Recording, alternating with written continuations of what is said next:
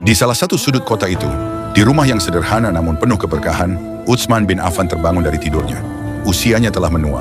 Rambutnya memutih, namun mata hatinya tetap jernih seperti hari pertama ia masuk Islam. Ia mengambil air wudhu dengan tenang. Lalu ia berdiri dalam gelap, hanya ditemani lampu minyak yang temaram. Tak ada suara, tak ada langkah lain. Ia melangkah ke tempat salatnya dan menghadap kiblat. Setiap lafaznya ada getar rindu, cinta, dan takut yang berpadu. Salatnya panjang, sujudnya dalam. Dan setiap kali bangkit dari sujud, matanya basah.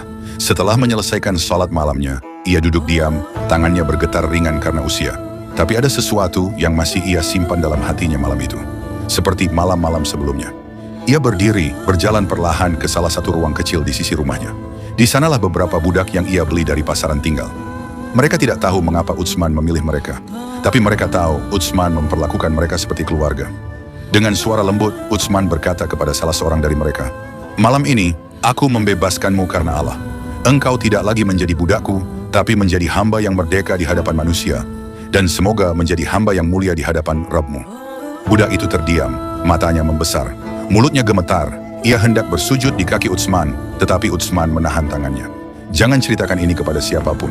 Biarkan hanya Allah yang mencatatnya. Aku ingin ini menjadi rahasia antara aku dan dia." Budak itu menangis, tapi tidak bersuara. Ia keluar dari rumah itu bukan hanya dengan kebebasan, tetapi dengan hati yang dihujani kelembutan yang belum pernah ia rasakan sepanjang hidupnya. Dan malam-malam itu bukan satu malam. Setiap malam Utsman membebaskan satu hamba dalam gelap, dalam sunyi, dalam rahasia.